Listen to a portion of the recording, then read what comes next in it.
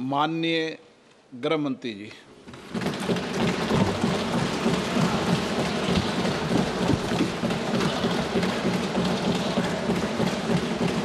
सम्माननीय अध्यक्ष जी, मैं आज पहलगांव में निर्दोष यात्रियों की नृशंस हत्या पाकिस्तानी आतंकवादियों के द्वारा जो की गई और उसके जवाब में देश के प्रधानमंत्री जी ने दृढ़ इच्छा शक्ति का परिचय कराते हुए ऑपरेशन सिंदूर की सेना को परमिशन दी और हमारे वीर जवानों ने सटीकता बहादुरी के साथ पाक स्थित आतंकवादी अड्डों को चूर चूर करने का काम किया। वो घटना पर जो बहस हो रही है, इसमें हिस्सा लेने के लिए मैं खड़ा हुआ हूं। माननीय अध्यक्ष जी, सबसे पहले पहलगांव में जो नृशंस हत्या की गई निर्दोष नागरिकों की, धर्म पूछकर उनको मारा गया, इनके परिवार के सामने मारा गया और बड़ी बर्बरता के साथ ये हत्याएं की गई, इसकी मैं घोर निंदा करता हूं और जो मारे गए हैं इनके परिजनों के साथ अत्यंत हृदय की गहराइयों से मैं संवेदना भी व्यक्त करना चाहता हूं। ऑपरेशन सिंदूर के जवाब में पाकिस्तान के हमारे नागरिक ठिकानों पर गोलीबारी की, इसमें भी कुछ नागरिक हताहत हुए, गुरुद्वारा भी टूटा, मंदिर भी टूटा। जो भी नागरिक उसमें घायल हुए हैं और जो हताहत हुए हैं, वो सभी के प्रति मैं पूरे सदन की ओर से गहरी संवेदना व्यक्त करना चाहता हूं। माननीय अध्यक्ष जी, कल से यहां पर पक्ष और विपक्ष दोनों की चर्चा चल रही है और स्वाभाविक है, जब इस तरह की नृशंस घटना घटे देश में, तब इस पर मुक्त चर्चा भी होनी चाहिए, चिंतन भी होना चाहिए, आगे न हो इसकी व्यवस्था की भी चिंता होनी चाहिए। माननीय अध्यक्ष जी, मैं विषय पर आने से पहले आपके माध्यम से सदन को और सदन के माध्यम से पूरे देश को ऑपरेशन महादेव जो कल एक हुआ है, इसकी जानकारी देना चाहता हूं। माननीय अध्यक्ष जी, कल ऑपरेशन महादेव में सुलेमान उर्फे फैजल जट, अफगान और जिब्रान, 3 आतंकवादी सेना, सीआरपीएफ और जम्मू कश्मीर पुलिस के संयुक्त अभियान में ऑपरेशन महादेव में मारे गए और माननीय अध्यक्ष जी,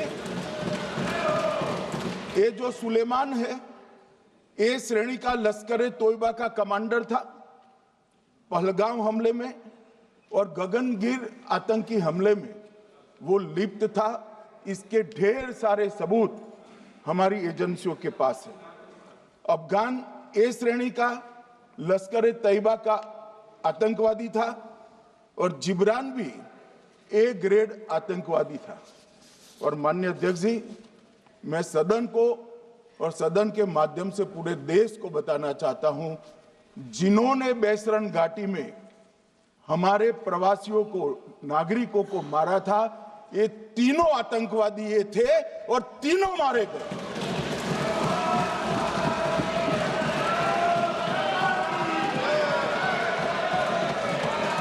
और मान्यवर, मैं आज इस सदन के माध्यम से सेना के पैरा 4, सीआरपीएफ के सारे जवान जो अभियान में शामिल थे और जम्मू कश्मीर पुलिस के जो जवान थे, वो सभी को सदन और पूरे देश की ओर से बहुत बहुत साधुवाद देना चाहता हूं। माननीय अध्यक्ष जी, मैं इस ऑपरेशन महादेव के बारे में थोड़ा डिटेल में बताना चाहूंगा। ऑपरेशन महादेव की शुरुआत 22 मई 2025 को, एक प्रकार से तो जिस दिन हत्या हुई थी उसी दिन रात को 22 मई 2025 को हुई। जिस दिन हत्या हुई थी उसी दिन रात को एक सुरक्षा मीटिंग की गई थी जम्मू कश्मीर में। ये पूछ रहे थे, कोई गए नहीं, सिर्फ राहुल गांधी गए। अब आपकी आंख कौन से चश्मे से देख रही है मुझे मालूम नहीं। माननीय अध्यक्ष जी, 1 बजे हमला हुआ, मैं 5:30 बजे श्रीनगर में उतर चुका था। माननीय अध्यक्ष जी, अरे सुनो सुनो, मैं बताता हूँ ना 22 में, सुनो ना प्लीज, धैर्य रखकर सुनो। हमने आपको नहीं टोका है, सुनना पड़ेगा भाई, ऐसे नहीं चलेगा। माननीय अध्यक्ष जी, नहीं, पर बैठे बैठे मत बोलिए आप भी। माननीय अध्यक्ष जी, 23 अप्रैल को टिप्पणी मत करिए। एक सुरक्षा मीटिंग की गई। सभी सुरक्षा बल, सेना, CRPF, BSF, Jammu Kashmir police, और सबसे पहले उसमें निर्णय किया गया कि जो नृशंस हत्यारे हैं वो देश छोड़कर पाकिस्तान भाग न पाए, इसकी हमने पुख्ता व्यवस्था की और भागने नहीं दी। 22 मई को आईबी के पास एक ह्यूमन इंटेल आई और एक क्षेत्र के अंदर, दाची गांव क्षेत्र के अंदर आतंकवादियों की उपस्थिति की सूचना मिली। आईबी और सेना द्वारा दाचीकाम क्षेत्र में अल्ट्रा सिग्नल कैप्चर करने के लिए जो इंस्ट्रूमेंट हमारी एजेंसियों ने बनाए हैं, इसके द्वारा इस सूचना को पुख्ता करने के लिए मई से 22 जुलाई तक लगातार प्रयास किए गए। ठंड में ऊंचाइयों पर हमारे सेना के अधिकारी पैदल इनके सिग्नल प्राप्त करने के लिए घूमते रहे, आईबी के अफसर भी घूमते रहे, सीआरपीएफ भी घूमती रही, और मान्यवर 22 जुलाई को हमें सफलता मिली। सेंसर्स के माध्यम से आतंकवादी होने की पुष्टि मिल गई। तब 4 पैरा जो हमारी सेना का एक हिस्सा है, उसकी नेतृत्व में 4 पैरा के जवान, सीआरपीएफ के जवान और जम्मू कश्मीर पुलिस के जवान मान्यवर एक साथ ये आतंकवादियों को घेरने का काम किया। सेना, सीआरपीएफ, जम्मू कश्मीर पुलिस की मीटिंग भी की गई। जो 5 ह्यूमन एसेट्स थे उनको भी वहां बेचा गया, और कुल मिलाकर कल जो ऑपरेशन हुआ, इसमें हमारे निर्दोष नागरिकों को मारने वाले तीनों आतंकी मौत के घाट उतार दिए।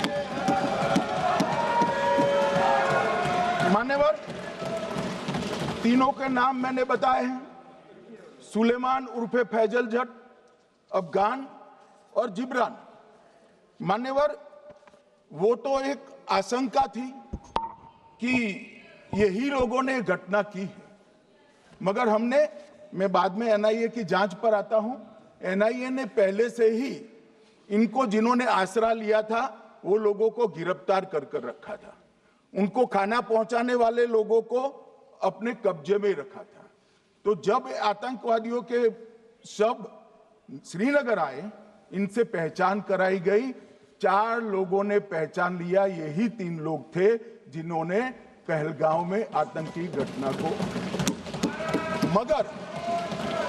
मगर हमने इस पर भी भरोसा नहीं किया। मान्यवर, कोई जल्दबाजी नहीं की। हमने जो आतंकी घटना स्थान से कारतूस मिले थे वो कारतूस का एफएसएल रिपोर्ट पहले से करा कर रखा था और चंडीगढ़ सेंट्रल एफएसएल के अंदर बैलिस्टिक रिपोर्ट के आधार पर उनका रिपोर्ट तैयार था। जब ये कल आतंकवादी मारे गए, इनकी 3 राइफलें पकड़ी गई। एक M9 अमेरिकन राइफल थी और 2 AK-47 राइफल थी। जो कारतूस मिले थे वो भी M9 और AK-47 के भी थे, मगर हमने इससे भी संतोष नहीं माना। ये राइफलों को एक विशिष्ट विमान के द्वारा कल रात को 12 बजे चंडीगढ़ पहुंचा गया और पूरी रात फायरिंग कर इसके भी खाली खोखे जनरेट किए गए। 2 खोखों का मिलान किया गया, राइफल की नाली और निकले हुए खोखों का भी मिलान हो गया। तब ये तय हो गया कि इन्हीं 3 राइफलों से हमारे निर्दोष नागरिक मारे गए। और मान्यवर, आज मैं सदन को बताते हुए बहुत खुश हूं। मोदी जी ने ऑपरेशन सिंदूर कर आतंकवादियों को जिन्होंने आतंकवादियों को भेजा था, उनके आकाओं को जमीन में मिलाने का काम किया था। सेना और सीआरपीएफ ने वो आतंकवादियों को भी समाप्त कर दिया। और मान्यवर,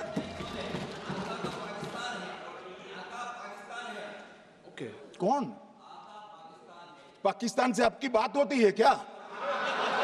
अरे बैठ जाओ भाई।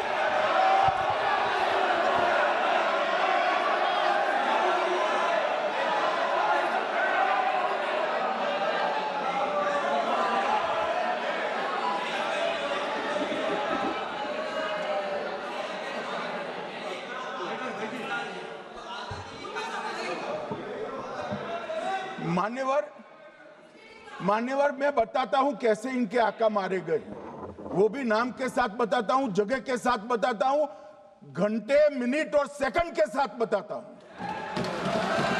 मान्यवर, मैं तो अपेक्षा करता था कि जब ये सूचना सुनेंगे पक्ष विपक्ष में खुशी की लहर दौड़ जाएगी, मगर ये स्याही पड़ गई इनके चेहरे। ये क्या है मान्यवर?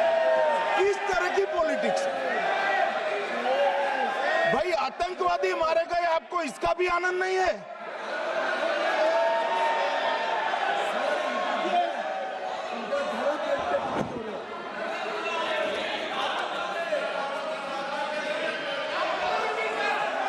अखिलेश जी बैठ जाइए, मेरा पूरा जवाब सुनिए, आपका सब जवाब आ जाएगा। भाई, आप आतंकवादियों का धर्म देखकर दुखी मत होइए।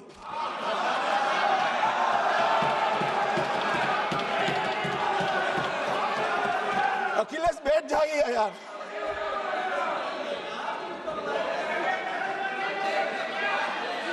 अखिलेश जी बैठ जाइए।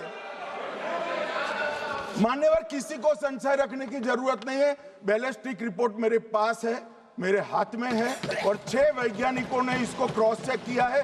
सुबह 4:46 पर फोन पर मुझे 6 ने वीडियो फोन पर कहा है कि 100% वही गोलियां हैं जो वहां चलाई।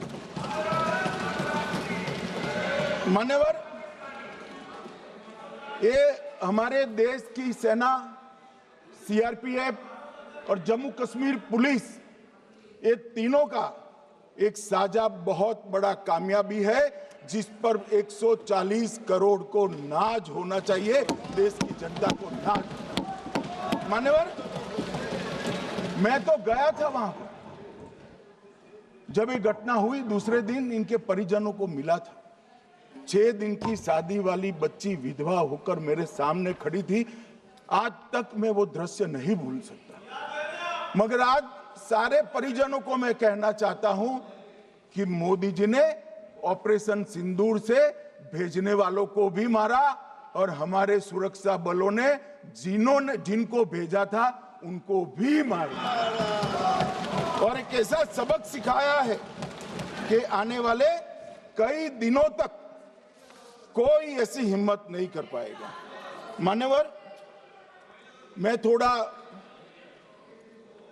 एनआईए की जांच के बारे में भी बताना चाहूंगा। मान्यवर, जिस दिन लश्कर ए तोयबा ने और इसके आउटफिट टीआरएफ ने इसकी जिम्मेदारी ली, उसी दिन हमने तय कर लिया था कि ये जांच एनआईए को सौंप दी जाएगी, क्योंकि एनआईए आतंकवाद के केसों की जांच के लिए, वैज्ञानिक तरीके से जांच करने के लिए और सजा कराने के लिए महारत हासिल की हुई विश्व मान्य एजेंसी है, जिसका सजा कराने का दर 96% से ज्यादा है। मान्यवर, हमने तुरंत ही इसकी जांच एनआईए को दे दी। हमने पूरी व्यवस्था की, सेना, बीएसएफ, सीआरपीएफ और जम्मू कश्मीर पुलिस ने कि ये लोग देश छोड़कर भाग न जाए। और मान्यवर, इसकी जांच की शुरुआत हुई। एक थकाने वाली बहुत लंबी जांच हुई है। जांच के दौरान मृतक के परिजन जो साथ में थे, उनको सभी को चर्चा किए गया। पर्यटकों, खच्चर वालों, पोनी वालों, फोटोग्राफर, कर्मचारियों, विभिन्न दुकान में काम करने वाले लोगों, कुल मिलाकर 1055 लोगों की लंबी 3000 घंटे से ज्यादा पूछताछ इंफॉर्मेशन के लिए की गई और इस सबको वीडियो पर रिकॉर्ड कर दिया गया। और बाद में इसके आधार पर स्केच बनाया गया और ढूंढते 22/6/25 को एक बशीर की पहचान की गई और परवेज की पहचान की गई, जिन्होंने आतंकवादी घटना के अगले दिन आतंकवादियों को शरण दी थी। उनको अपने ढोक में रखा था। वो दोनों को गिरफ्तार कर लिया गया। अब वो हमारी कस्टडी में है। दोनों गिरफ्तार अपराधियों ने खुलासा किया कि 21/4/25 की रात को 8 बजे 3 आतंकवादी बेसरन से लगभग 2 किलोमीटर दूर स्थित परवेज ढोक में आए थे। आतंकवादियों के पास AK-47 और M9 कार्बाइन थी। जो 2 आतंकवादियों ने काली पोशाक पहनी थी और एक ने छद्म वेश किया था। खाना खाया, चाय पी और ढोक से निकलते वक्त कुछ खाना, नमक, मिर्च और मसाले लेकर वो चले गए। मान्यवर, उस वक्त हमने जिन खोखो को रिकवर किया था, इसको हमने चंडीगढ़ FSL में टेस्टिंग के लिए भेज दिया। और जब चंडीगढ़ FSL में टेस्टिंग के लिए भेजा गया तो वही राइफल से एप्को आतंकी हमला हुआ था, वो भी निश्चित हुआ। तो आज इसके साथ साथ दूसरे एप्को आतंकी हत्या को अंजाम देने वाले आतंकियों का भी इसके साथ ही समाप्ति हुई है, उनको मार दिया गया है। मान्यवर, और इसके बाद में स्केच बनाया गया। गिरफ्तार किए गए दोनों आरोपियों की माता जो थी, इन्होंने ये तीनों आतंकियों के मृतदेहों को पहचान लिया है। दोनों आतंकवादी घटना में साथ लेने वाले उनके साथियों ने भी पहचान लिया है। और अब उसकी FSL की पुष्टि भी आज सुबह 4 बजे हो गई थी। अब मैं जांच का पूरा ब्यौरा बताना चाहता हूं। मान्यवर, ये हमले में 3 पाकिस्तानी आतंकवादी थे। हमले में 2 AK-47 और 1 M9 कार्बाइन का प्रयोग किया गया था। और अब जो पकड़े गए हैं, इसके सुलेमान के कारण एप्को का मामला भी आज रिजॉल्व हो रहा है और आतंकवादियों को पनाह देने वाले 2 स्थानीय लोगों को भी इस केस में पकड़ लिया गया है। अब मान्यवर, कल पूछते थे कहां से आए, कहां गए, किसकी जिम्मेदारी है। भाई, जिम्मेदारी हमारी ही है। हम सरकार में हैं, हमारी ही जिम्मेदारी है। मगर मैं पूछता हूं, जब आप सरकार में थे तब क्या क्या हुआ था, इसकी जिम्मेदारी किसकी थी और क्यों निर्वहन नहीं किया, वो भी बाद में पूछूंगा। जरा धीरज से सुनना। मगर मान्यवर, मुझे एक बड़ा दुख हुआ। कल इस देश के पूर्व गृह मंत्री चिदंबरम जी ने सवाल उठाया कि क्या प्रूफ है कि ये आतंकवादी पाकिस्तान से आए और मान्यवर कब उठाया? जब संसद में चर्चा होने वाली थी। क्या कहना चाहते हैं चिदंबरम साहब? किसको बचाना चाहते हैं? पाकिस्तान को बचाकर आपको क्या मिलेगा? वो ये कह रहे हैं कि और क्या है? मत जवाब दो।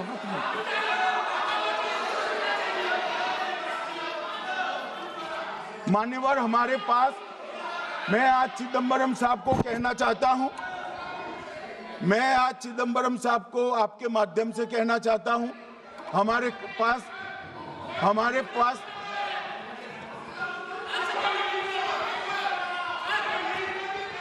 मान्यवर हमारे पास प्रूफ है, वो भी मैं सदन के सामने रखना चाहता हूं कि तीनों पाकिस्तानी थे। 3 में से 2 के पाकिस्तान के वोटर नंबर भी आज हमारे पास उपलब्ध है। मान्यवर ये राइफलें हैं, ये राइफलें भी हमारे पास उपलब्ध है। इनके पास से जो चॉकलेटें मिली हैं, वो चॉकलेटें ढोक में से मिली, वो भी पाकिस्तान की बनाई हुई चॉकलेट है। मान्यवर ये कहते हैं कि पाकिस्तानी नहीं थे, इसका मतलब पूरी दुनिया के सामने इस देश का एक पूर्व गृह मंत्री पाकिस्तान को क्लीन चिट दे रहा है।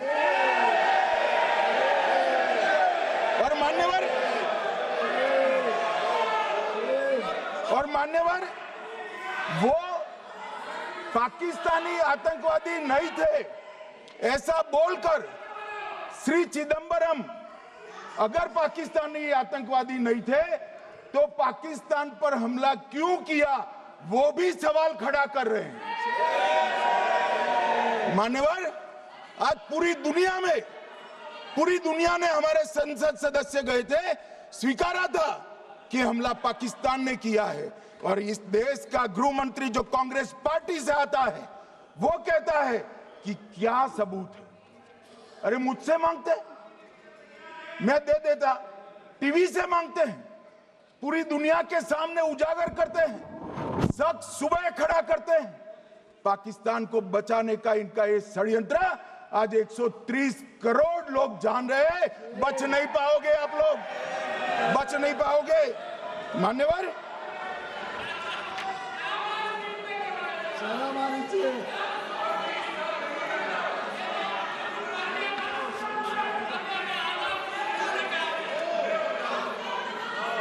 मान्यवर अब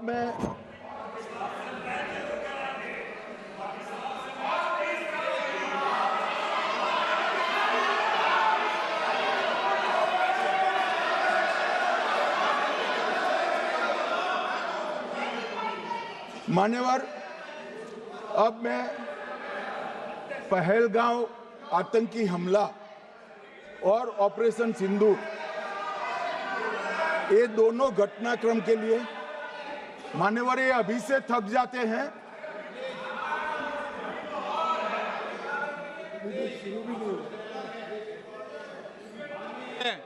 प्लीज बैठिए।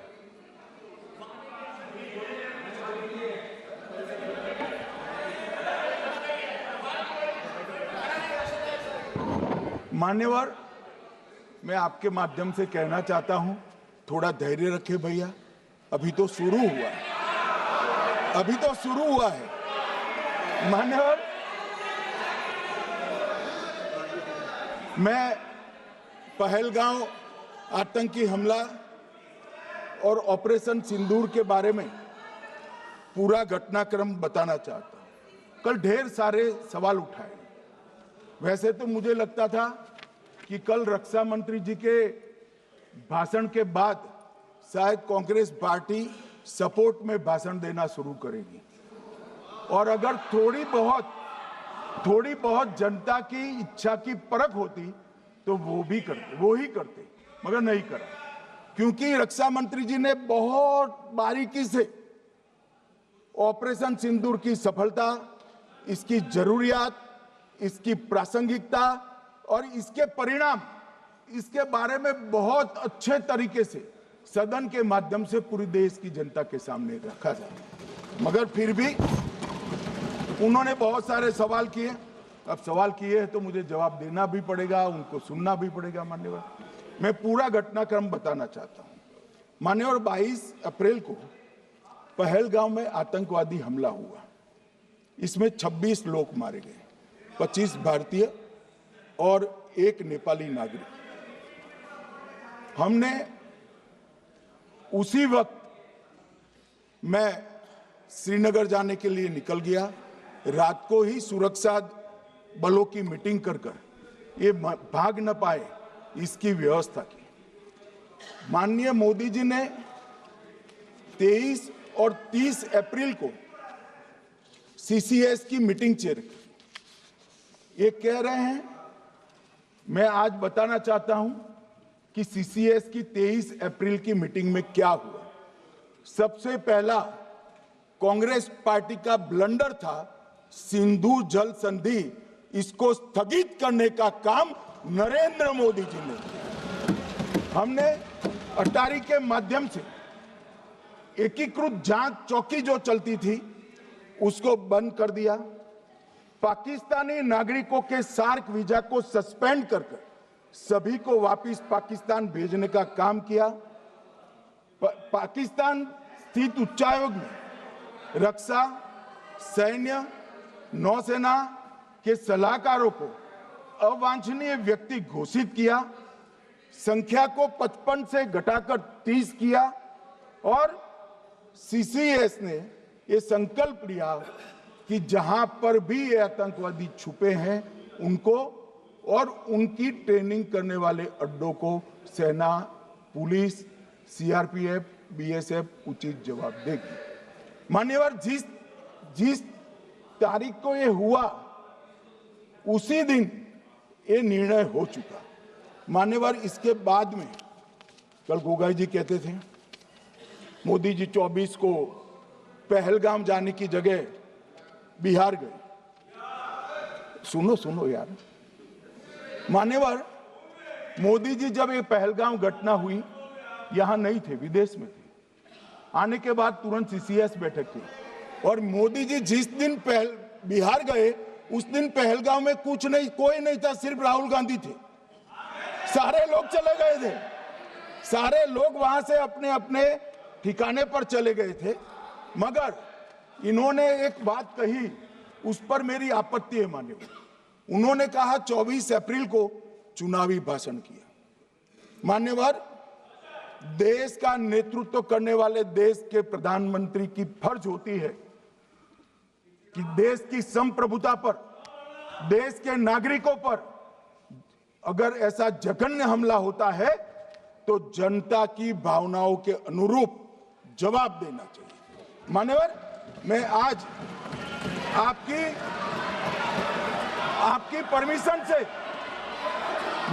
परमिशन से मोदी जी के बिहार भाषण के कुछ अंश पढ़ना चाहता हूं। कोट अनकोट है। 22 अप्रैल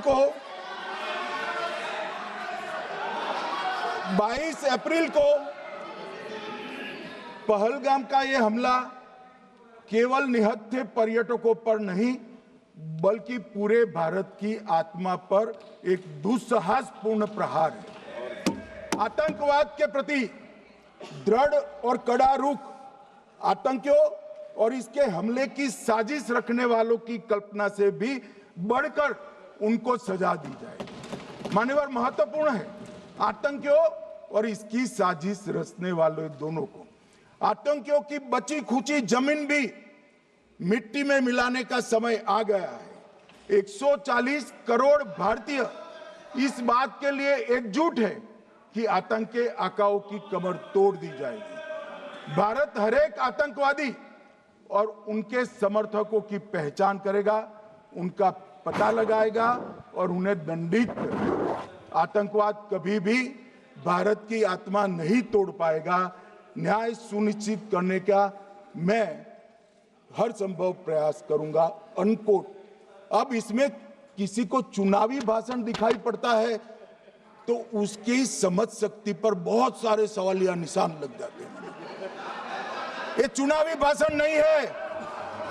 आतंकवाद के खिलाफ लड़ने का 140 करोड़ भारतीयों का प्रतिघोष है जो मोदी जी ने वहां दिया। इनको चुनावी भाषण दिखाई पड़ता है। जैसे चश्मे होते हैं ऐसी ही दृष्टि होती है। मान्यवर, इसके बाद 30 अप्रैल को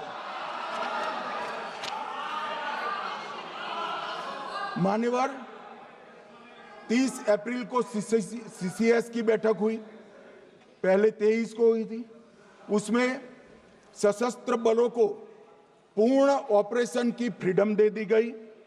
प्रधानमंत्री मोदी जी ने सीसीएस की उपस्थिति में रक्षा मंत्री, एनएसए और सेनाओं के प्रमुख के साथ बैठकर पूर्ण ऑपरेशनल फ्रीडम देने का काम किया और इसके बाद ये ऑपरेशन सिंदूर हुआ।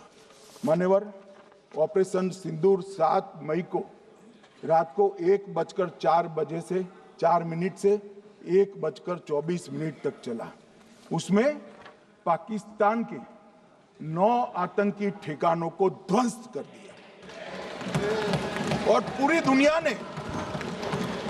दुनिया ने इसके दृश्य देखे। साहब, इससे बड़ा संयमित हमला नहीं हो सकता। आजकल दुनिया में युद्ध चल रहे हैं, हम देख रहे हैं, बच्चे मर रहे हैं, महिलाएं मर रही, निर्दोष मर रहे। हमने 9 आतंकी अड्डों को समाप्त किया, परंतु एक भी सिविलियन नहीं मारा गया, केवल और केवल आतंकी मारे गए। स्थान थे मरकज सुभान अल्लाह बहावलपुर, मरकज तैयबा मुरीद के, महमूना जाया कैंप सियालकोट, अरे नाम सुनो काम में आएंगे, सरजाल camp Sialkot, Sawai Nala camp Muzaffarabad, Syedna Bilal camp Muzaffarabad, Gulpur camp Kotli, Barnala camp बिंगबर्ग और अब्बास कैंप कोटली। मान्यवर, सर्जिकल स्ट्राइक और एयर स्ट्राइक में हमने पाक ऑक्यूपाई कश्मीर में ही हमला किया, एक प्रकार से भारत के हिस्से पर ही हमला किया। पाक ऑक्यूपाई कश्मीर हमारा ही है, तो हमने तो हमारे हिस्से में हमला किया।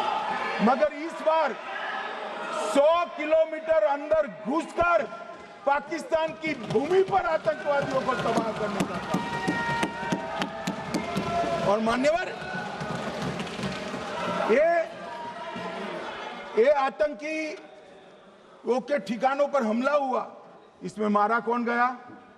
हाफिज मोहम्मद जमील जैसे मोहम्मद के प्रमुख मौलाना मसूद अजहर के बहनोई, मुदस्सर खादियान मरकज तैयबा मुरीद का प्रमुख, याकूब मलिक जेएम पदाधिकारी, मोहम्मद हमसा जमील जेएम ऑपरेटिव, मोहम्मद यूसुफ अजहर गंभीर रूप से घायल था, फिर मारा गया।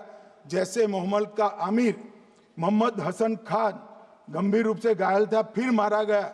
जेएम ऑपरेटिव मोहम्मद हसन गंभीर रूप से घायल हुआ। अब्दुल मलिक, खालिद अबू अक्स और नोएम मलिक, इनका कोई पता ठिकाना नहीं।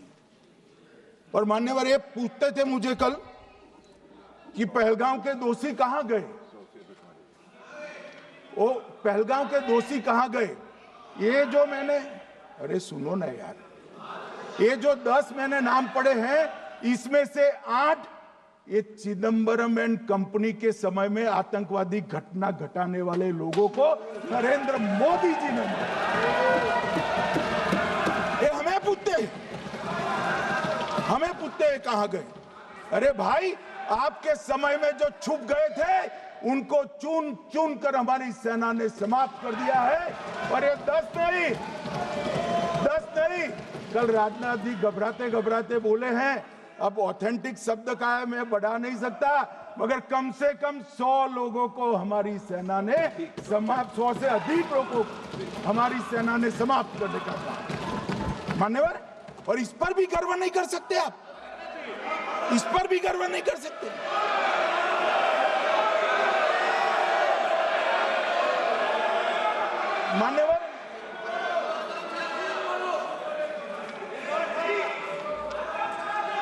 मान्यवर, 7 मई को 1:26 पर 22 मिनट पर ये हमारा काम समाप्त हो गया। हमारे डीजीएमओ ने उनके डीजीएमओ को बता दिया कि भाई हमने आतंकवादी हमलों पर स्थानों पर सिर्फ हमला किया है, इनके हेडक्वार्टर पर हमला किया है, जो हमारा आत्मरक्षा का अधिकार है। पूरी दुनिया इसको एक्नॉलेज करती है। ऐसा नहीं हो सकता है मनमोहन सिंह के समय की तरह कि वो आकर मारेंगे और हम चुपचाप बैठे रहेंगे और जाकर चर्चा करेंगे। ये नरेंद्र मोदी सरकार, ऐसा नहीं हो सकता। डोजियर भेजते रहेंगे। मान्यवर, उरी में हमला हुआ, हमने सर्जिकल स्ट्राइक किया। पहलगाम में हमला हुआ, एयर स्ट्राइक करा, और अरे पुलवामा में हुआ, एयर स्ट्राइक करा, और पहलगाम में हमला किया।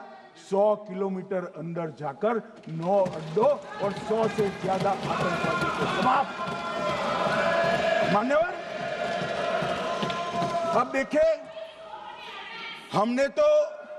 हमने तो हमला किया था पाकिस्तान स्थित टेररिस्ट ठिकानों पर। अब पाकिस्तान से गलती हो गई।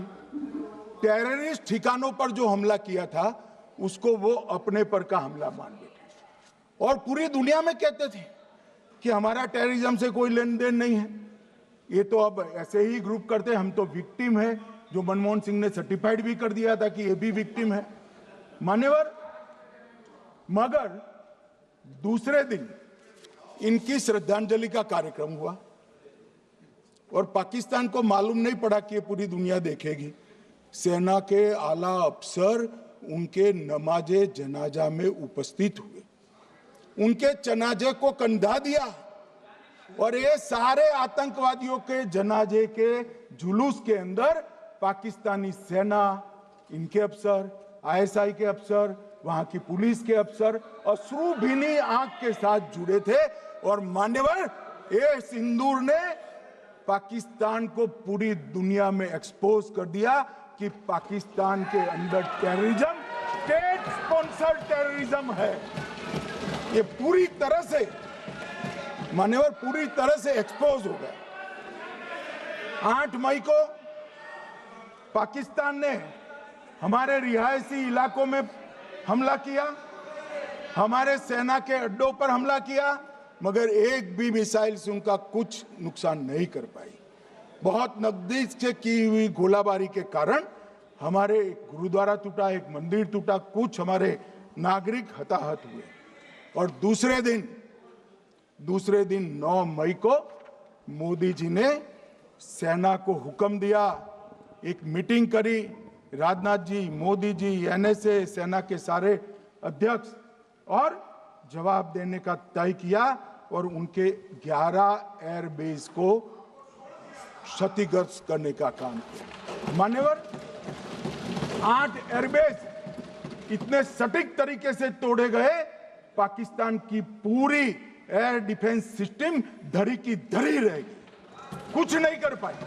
नूर खान चकलाला एयरबेस तोड़ दिया गया, मुरीद तोड़ दिया गया, सुगुर्दा तोड़ दिया गया, रफीकी तोड़ दिया गया, रहीम यार खान तोड़ दिया गया, जकोबाबाद तोड़ दिया गया, सुक्कुर और भोलारी भी तोड़ दिए। और सुक्कुर, लाहौर, अरिफवाला, चुनेन, जकोकाबाद और नया चोर, ये 6 रडार सिस्टम भी उनके पूरी तरह से ध्वस्त कर दिए। 2 surface to air guided weapon Lahore और ओकारा में इनका जखीरा भी समाप्त कर दिया गया। और मान्यवर, ये हर चीज में पॉलिटिक्स करते हैं, हर चीज में। जब उन्होंने हमारे रिहायशी इलाकों पर हमला किया, फिर भी हमने इनके रिहायशी इलाकों पर हमला नहीं किया, सिर्फ इनके एयरबेस और एयर डिफेंस सिस्टम को निशाना बनाया और उनकी आक्रमण करने की क्षमता को पंगु कर रख दिया।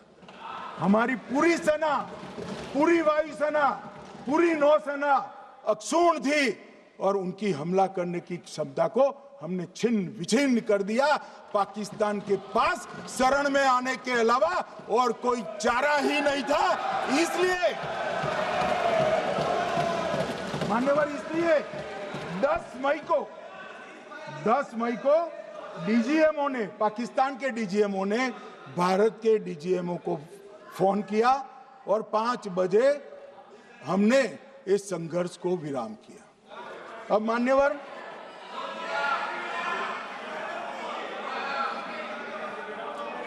ये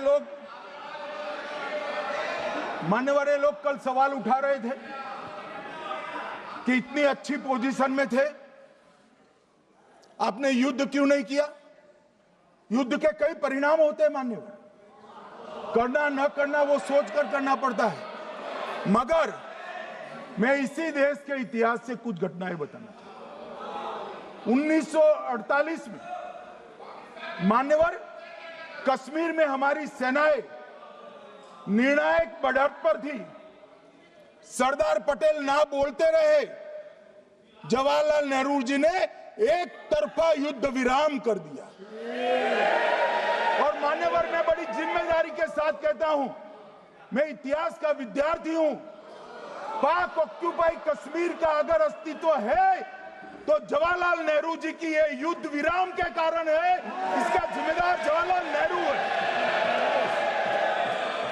मान्यवर, 1960 में सरदार पटेल ने विरोध किया था, गाड़ी लेकर आकाशवाणी तक गए थे, घोषणा न करते दरवाजे बंद कर दिए थे।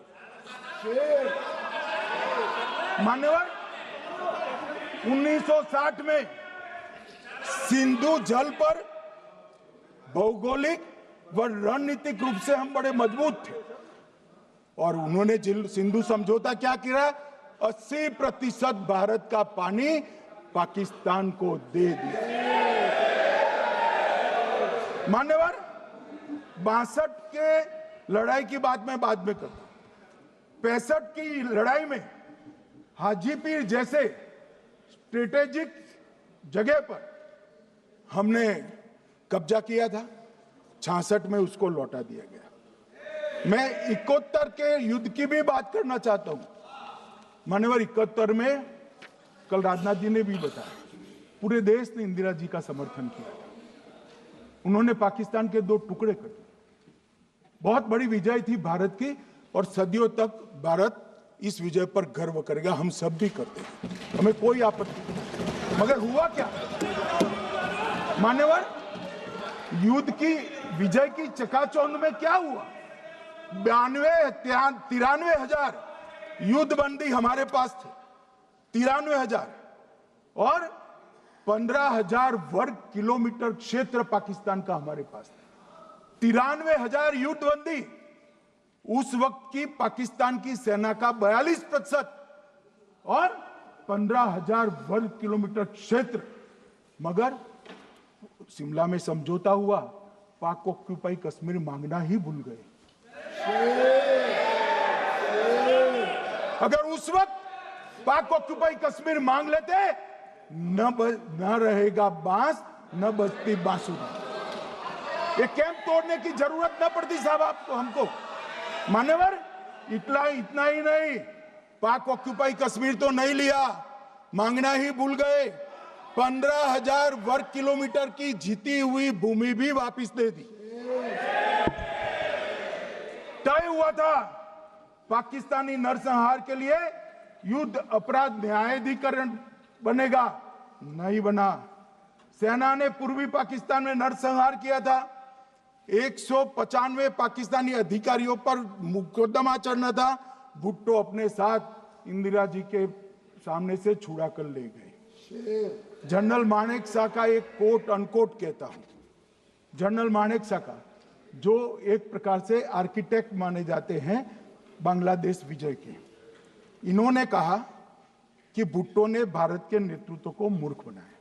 अब जो शब्द है, मैं आप कोट अनकोट है, इसमें मेरा कुछ नहीं है, ये लोग गुस्सा न हो सकते। I told her into bracket Indira Gandhi, Indira ji को कहा, that he into bracket Bhutto के लिए, he has made monkey out of you. समझ में आता है? ये फील्ड मार्शल साहब ने कहा है मान्यवर, और ये हमें सिखा रहे हैं, ये नहीं किया, वो नहीं किया, फलाना नहीं किया, ठिकाना नहीं किया। अरे भाई, आप तो पाकिस्तान को क्लीन चिट दे रहे हो कि पाकिस्तान ने हमला ही नहीं किया है। क्या अधिकार है आपको पूछने का? कोई अधिकार नहीं है साहब। देखिए क्या होता है, मैंने कहा पाकिस्तान को क्लीन चिट दे रहे हो, तो कनी मोदी जी कह रही है कि नहीं, हम नहीं दे रहे। कनी मोदी जी, माननीय अध्यक्ष जी, आपके माध्यम से मैं कनी मोदी को बताना चाहता हूं, माननीय सदस्य जी को, कि वो कह रही है हमने नहीं दिया, मगर जिसके साथ बैठते हो उसका दोस्त तो आपके सर पर आएगा ना। चिदंबरम जी कर रहे हैं, आपके राज्य से है, कांग्रेस के प्रमुख नेता है, देश के पूर्व गृह मंत्री कह रहे हैं कि पाकिस्तान ने आतंकवादी नहीं भेजे थे। क्या क्लीन चिट देना चाहते? किसी को अधिकार नहीं है साहब यहां आतंकवाद पर बोलने का, किसी को अधिकार नहीं। मान्यवर, मैं अब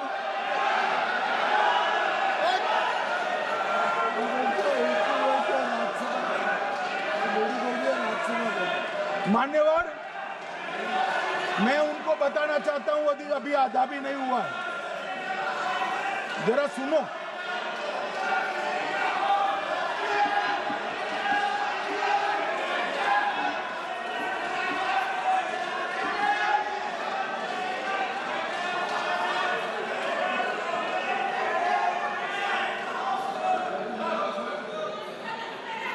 मान्यवर, 62 के चिन्ह में क्या हुआ, 62 के युद्ध में क्या हुआ? मान्य, ये अभी कल कुछ कांग्रेस के सदस्य चीन का सवाल पूछ रहे थे, मैं आज पूछना चाहता हूं 62 के युद्ध में क्या हुआ? 38,000 वर्ग मीटर, पूरा सदन ध्यान से सुने, 38,000 वर्ग मीटर अक्साई चीन का हिस्सा चीन को दे दिया गया। और वर्ग किलोमीटर ही बोला, वर्ग किलोमीटर। और मान्यवर, ऐसी ही चर्चा उस वक्त सदन में हुई। मैं तो बड़ी गंभीरता से जवाब दे रहा हूं, मुझे बोलने नहीं देते। जवाहरलाल नेहरू जी ने क्या कहा? वहां घास का एक तिनका भी नहीं उगता है, वो जगह को क्या करे। तो एक संसद सदस्य ने, नेहरू जी का सर मेरे जैसा था,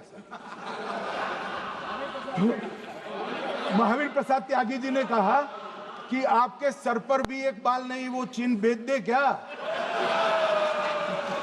मान्यवर इस तरह से जवाब देते थे, नॉन सीरियस टाइप के जवाब। और कल गोगोई जी बड़ा बड़ा उछल कर बोल रहे थे।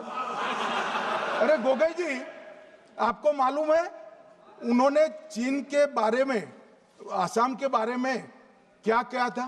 आसाम को आकाशवाणी पर बाय बाय कह दिया था। रिकॉर्डिंग है, रिकॉर्डिंग है।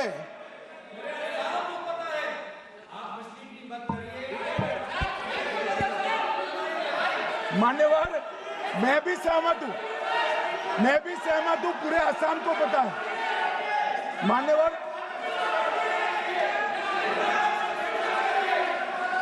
मान्यवर,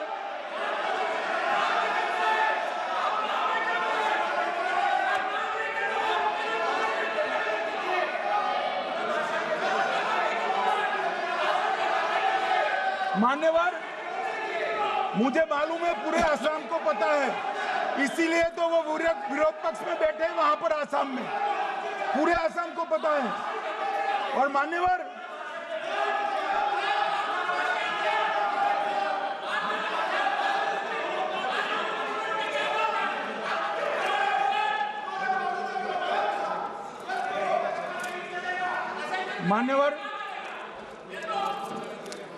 मान्यवर, जोर से बोलने से सत्य को छिपाया नहीं जा सकता।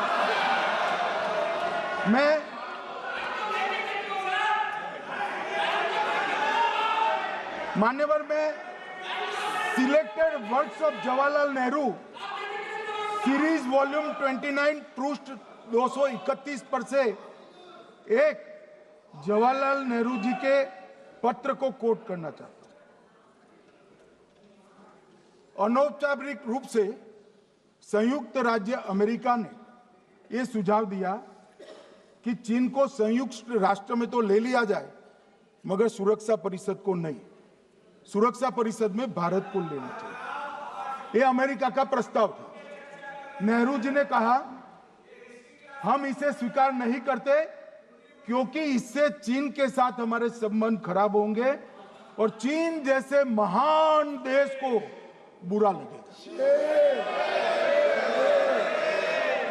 मान्यवर, आज चीन सुरक्षा परिषद में है और भारत बाहर है। मोदी जी प्रयास करें अंदर ले जाने का। इसका कारण जवाहरलाल नेहरू का ये स्टैंड है।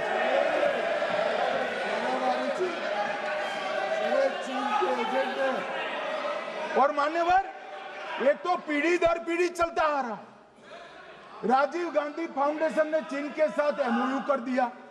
अब कहते नहीं है कि एमओयू में क्या था, ये तो बताओ भाई, क्या एमओयू किया था राजीव गांधी फाउंडेशन ने?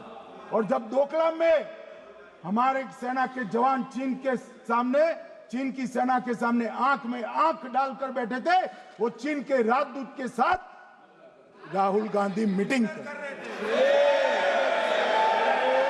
ये मान्यवर ऐसा नहीं है। जवाहरलाल नेहरू, सोनिया गांधी, राहुल गांधी, तीन पीढ़ी तक के चीन का प्रेम उतरता जा रहा है। मान्यवर,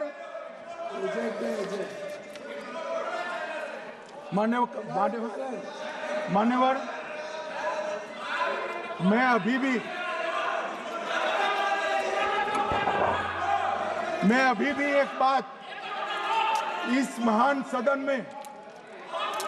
के माध्यम से देश की जनता को कहना चाहता हूं, जो मेरी मान्यता है। ये सारी आतंकवाद की जड़ पाकिस्तान है और पाकिस्तान कांग्रेस पार्टी की भूल है। पार्टीशन स्वीकार न करते पाकिस्तान कभी न होता। इन्होंने पार्टीशन को स्वीकार कर देश को तोड़ा है। मान्यवर, कल विदेश मंत्री जी बता रहे थे शर्म शेख सम्मेलन का बलूचिस्तान ब्लंडर, जिसने पाकिस्तान को हमारे साथ चर्चा करने के लिए इक्वल फुटिंग पर ला दिया। मान्यवर, अब ये टेररिज्म की बात करते हैं।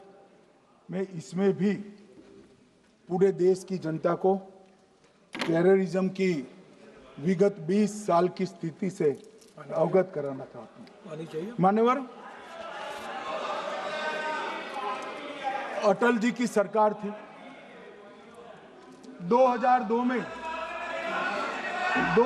में टेररिज्म को समाप्त करने के लिए अटल जी की सरकार, एनडीए की सरकार, भाजपा सरकार पोटा का कानून लेकर आई। मान्यवर, मैं सदन को याद कराना चाहता हूं, पोटा कानून का विरोध किसने किया था? किसने किया? कांग्रेस पार्टी ने किया। हमारे पास बहुमत नहीं था राज्यसभा में। मजबूरन हमने कानून को गिर गया, मजबूरन संयुक्त सत्र बुलाना पड़ा और पोटा कानून संयुक्त सत्र में पारित हुआ। देश नहीं भूल सकता मान्यवर। और पोटा कानून को रोककर आज भी कांग्रेस पार्टी के नेता जब बोले तब कहे, पोटा कानून को रोककर किसको बताना चाहते थे आप? किसको बचाना चाहते थे? पोटा तो आतंकवादियों के खिलाफ था। पोटा को रोककर अपनी वोट बैंक का उल्लू सीधा करने के लिए आप आतंकवादियों को बचाना चाहते। और मान्यवर, 2004 में अटल जी की सरकार गई, मनमोहन सिंह, सोनिया गांधी की सरकार आई। आते ही पहला काम क्या किया मान्यवर? पहली ही कैबिनेट में पोटा कानून को रद्द कर दिया। मैं फिर से पूछता हूं, किसके फायदे के लिए कांग्रेस पार्टी ने पोटा कानून रद्द किया? जवाब दीजिए जरा यहां पर। और मान्यवर, इसके बाद क्या हुआ? 2004 के दिसंबर में पोटा कानून रद्द हुआ। 2005 में अयोध्या में रामलल्ला के टेंट पर हमला हुआ, आतंकवादी मारे गए। मुंबई लोकल ट्रेन 2006, 5 में रामलला पर हमला, 6 में मुंबई ट्रेन में बम धमाके 187 लोग मारे गए। 2006 डोडा उधमपुर में हिंदुओं पर हमला, 34 लोग मारे गए। 2007 हैदराबाद 44 लोग मारे गए। 2007 यूपी लखनऊ वाराणसी 13 लोग मारे गए। रामपुर सीआरपीएफ कैंप, वहां पर हमला हुआ 2008 में। 2008 में श्रीनगर के आर्मी के काफिले पर हमला हुआ, 10 सुरक्षा बल मारे गए। मुंबई आतंकी हमला 2008 में हुआ, 246 लोग मारे गए। जयपुर में 8 बम धमाके हुए, 64 लोग मारे गए। 2008 में अहमदाबाद में 21 बम धमाके हुए, 57 लोग मारे गए। दिल्ली में 2008 में 5 धमाके हुए, 22 लोग मारे गए। और पुणे की जर्मन बेकरी 17 लोग मारे गए। वाराणसी में 10 में धमाका हुआ, 11 में मुंबई में 3 धमाके हुए, 27 लोग मारे गए। अब मैं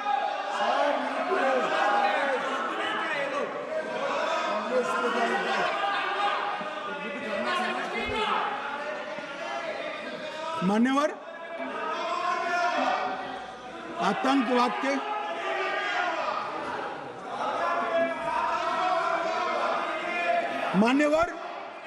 आतंकवाद के खिलाफ लड़ाई होती, कभी वो हमला करते हैं, मगर सवाल ये है कि इन्होंने 5 से 11 के बीच में 27 जघन्य हमले किए, 1000 के करीब करीब लोग मारे गए। आपने क्या किया? क्या किया आपने? जवाब दीजिए, क्या किया? और मैं राहुल गांधी जी को चैलेंज देना चाहता हूं, इन्होंने इस आतंकवादी हमलों के खिलाफ उनकी सरकार ने जो कदम उठाए, यहां खड़े रहकर हिम्मत से बताए देश की जनता को। कुछ नहीं किया मान्यवर। ये यहां से आतंकवादियों की फोटो पाकिस्तान भेजते रहे, डोजियर भेजते रहे। और मान्यवर ये कहते हैं कि आपके समय में भी हमले हुए। मैं उनको अंतर समझाना चाहता हूं, वो देख नहीं पा रहे। मान्यवर, हमारे समय में जो भी आतंकवादी घटना हुई, पाक प्रेरित और कश्मीर सेंट्रिक हुई। देश के हिस्से में 2014 से 2025 तक एक भी घटना नहीं हुई है मान्यवर। ये नरेंद्र मोदी सरकार है मान्यवर। और कश्मीर में भी आज स्थिति ऐसी हुई है, उनको पाकिस्तान से आतंकवादी भेजने पड़ते हैं। कश्मीर में आतंकवादी अब हमारे नहीं बनते हैं मान्यवर। और मैं सलमान खुर्शीद जी को भी याद करना चाहता हूं। एक बार मैंने बड़े सवेरे में नाश्ता करता था, टीवी पर उनको रोते हुए देखा। मुझे लगा क्या हुआ, कोई बड़ी घटना हो गई। तो रोते रोते वो श्रीमती सोनिया गांधी के घर से बाहर आ गए कि बाटला हाउस की घटना देखकर सोनिया जी फूट फूट कर रो पड़ी। अरे रोना था तो शहीद मोहन शर्मा के लिए रोते, बाटला हाउस के आतंकवादियों के लिए रोना आता है। और मान्यवर हमें पूछते हैं कि आपने क्या किया। कोई अधिकार नहीं है पूछने का, कोई अधिकार नहीं है मान्यवर। और ये हमें पूछते थे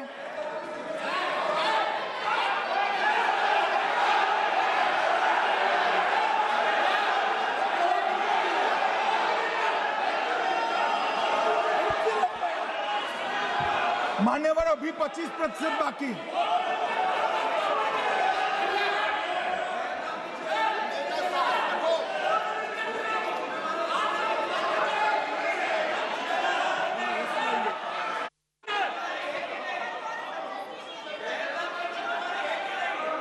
बैठिए, जवाब दे रहे हैं ना आपका, जवाब दे रहे हैं आपका। पहलगांव के बाद जो घटनाक्रम घटित उसका जवाब दे दिया ना माननीय गृह मंत्री जी ने। आपने पूछा आतंकवादियों क्या हुआ, आतंकवादियों का जवाब दे दिया। क्या पूछना चाहते हैं आप? आपने हर सवाल पूछा, हर सवाल जवाब सुनिए। माननीय गृह मंत्री जी।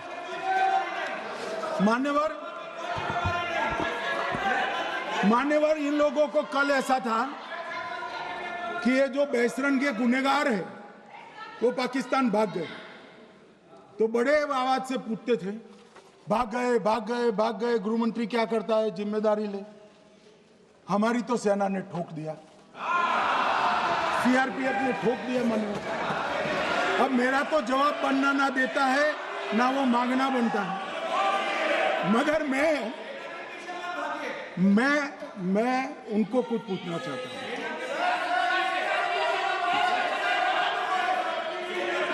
मान्यवर,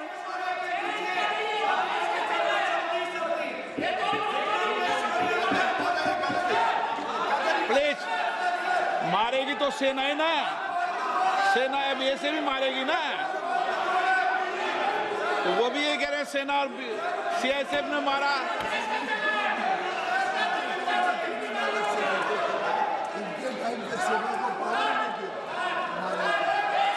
मान्यवर, ये कहते हैं साहब इसको बिठाओ जरा।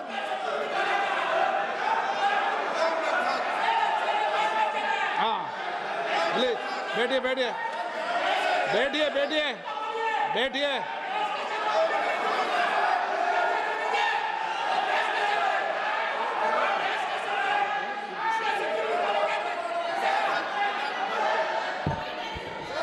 सबको मान्यवर, ये लोग मुद्दा उठाना चाहते हैं तो जरूर उठाए।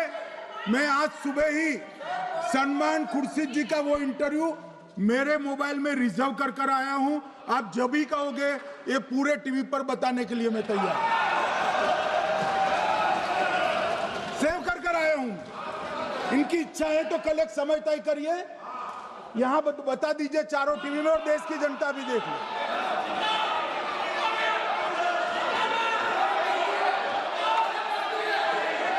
मान्यवर कह रहे हैं बताओ, आप बताओ, बताना है या नहीं बताना? नहीं, पूछो ना उनको। Please please.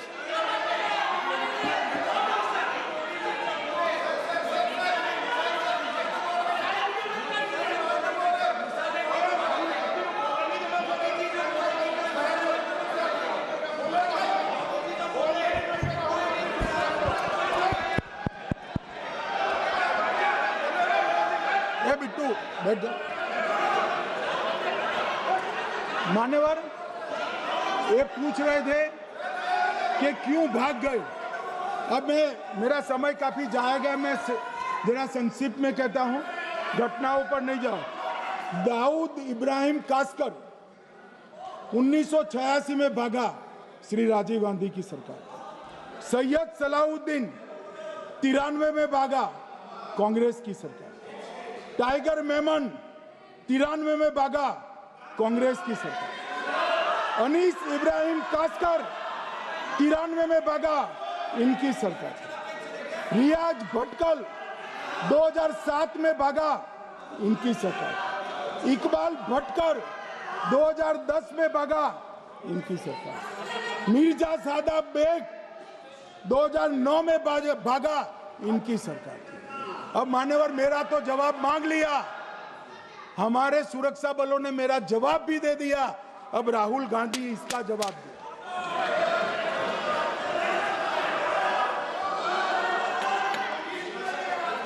मान्यवर,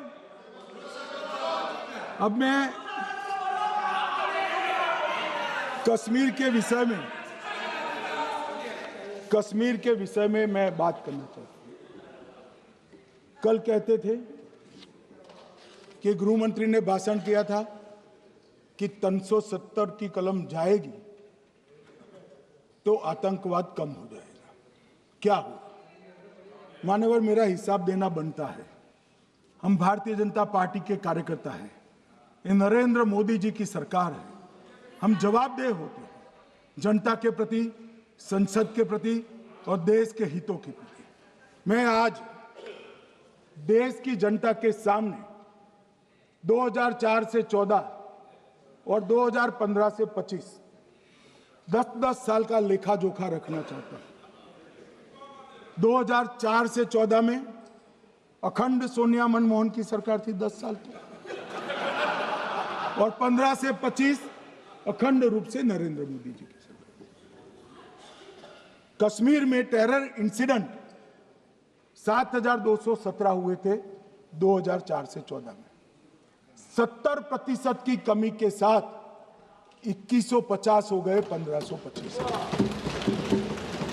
नागरिकों की मृत्यु 2004 से 14 में 1770 हुई, 2015 से 25 में कम होकर 357 हो गई, 80%। सिक्योरिटी फोर्सेस की मृत्यु 1060 हो गई उस वक्त, और हमारे समय में 542 हुई, और टेररिस्टों की मृत्यु में 123% की वृद्धि हुई। ये हमें पूछ रहे हैं क्या हुआ? आंकड़े से भाग नहीं सकते भाई, आंकड़े से भाग नहीं सकते।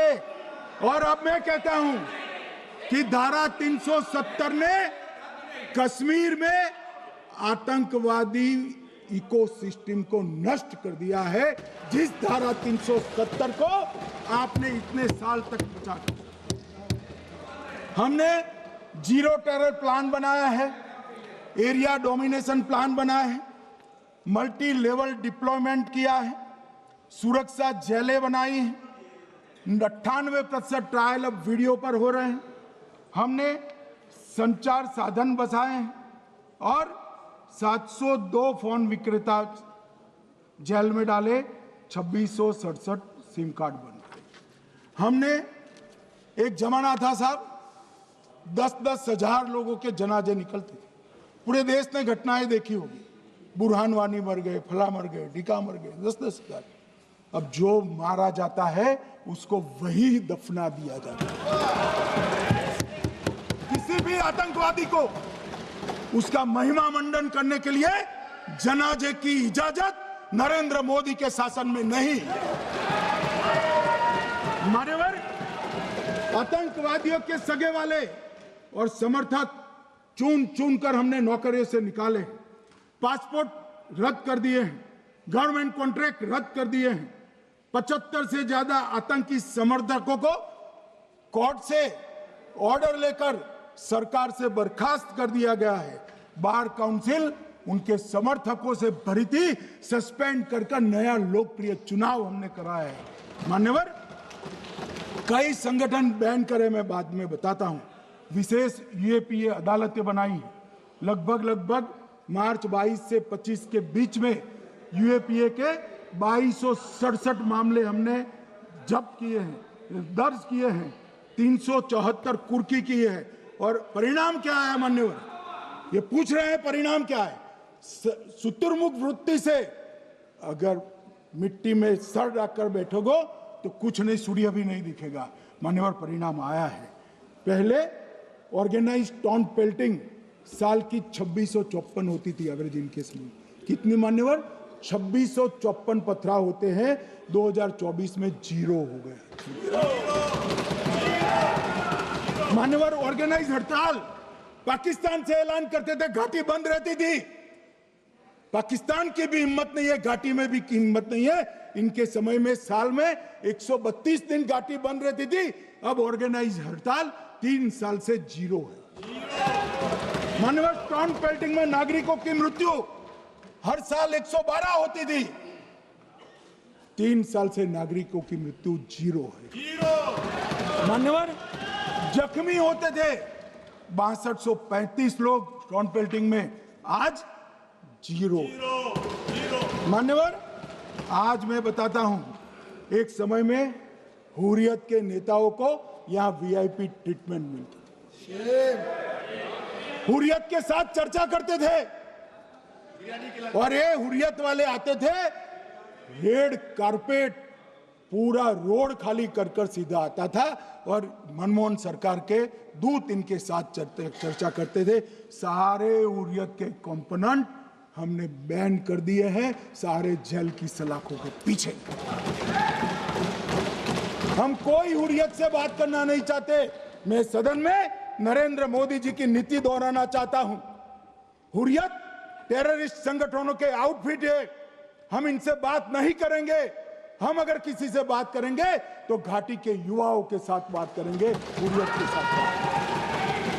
मान्यवर, चुनावों के दौरान डर का माहौल होता था, अब 98.3% मतदान हुआ पंचायत चुनाव। कांग्रेस की बंद बहिष्कार का समय बंद हो गया। सेपरेटिस्ट बात करना चाहते थे, अब वो नहीं कर सकते। और मान्यवर, 2019 के बाद हमने कितने संगठन बैन करे, मैं बोलना चाहता हूं, थोड़ा समय चाहिएगा मान्यवर। The TRF, people's anti fascist front, Tehreek ul Mujahideen, Jamaat ul Mujahideen Bangladesh Hindustan, Jammu Kashmir Ghaznavi force, Khalistan tiger force, Hizb ut Tahrir, Jamaat Islami, जो जमात इस्लामी ने पूरे पाकिस्तान के अंदर एक प्रकार से अलगाववाद का जहर घोला, वो जमात इस्लामी आज बंद कर दिया गया। Jammu Kashmir liberation front, Jammu Kashmir democratic freedom party, Muslim league Jammu Kashmir, Tehreek Hurriyat, Muslim conference सुमजी गुट, Jammu Kashmir national front, Jammu Kashmir people's freedom league, Jammu Kashmir people's league, Jammu Kashmir Ittehadul Musalman Awami action committee, Sikh for justice और पॉपुलर फ्रंट ऑफ इंडिया को भी हमने बैन किया। और ये शांति ऐसे नहीं हुई है। और ये कहते हैं कि एक भी घुसपैठ नहीं होती है। कभी गए हो आप पाकिस्तान? तो कई बार गए हो गए आप सीमा पर गए हो? पाकिस्तान तो कई बार गए हो, फिर से बोलता हूं, सीमा पर गए हो, सीमा के माध्यम से पाकिस्तान गए हो। हमारे जवानों की कठिनाई देखो साहब, -43 डिग्री में पहाड़ पर रहकर नदी नालों के बीच में चौकी करते हैं। कोई घुस गए तो क्या हुआ? कोई घुस गया, वो बचेगा नहीं। यहां हम उसको या तो अरेस्ट करेंगे या तो एनकाउंटर में वो मारा जाएगा, बचेगा कोई नहीं। इनको सीमा की भौगोलिक कठिनाइयां मालूम नहीं। वहां मान्यवर कई नदी नाले हैं, वेग से पानी आता है, -46 डिग्री टेम्परेचर है, नीचे सुरंगें बनाते हैं। और ये तो ऐसे कह रहे हैं घुस गए। अरे भाई, आपके मन में तो, आपके समय में तो घुसने की जरूरत ही नहीं थी। आप बुलाते थे वीजा देकर, क्यों घुसेंगे? घुसने की जरूरत ही, जैसे आप पाकिस्तान जाते हो वैसे वो यहाँ आते। मानवर, अब ये कैसे हमें पूछ सकते हैं?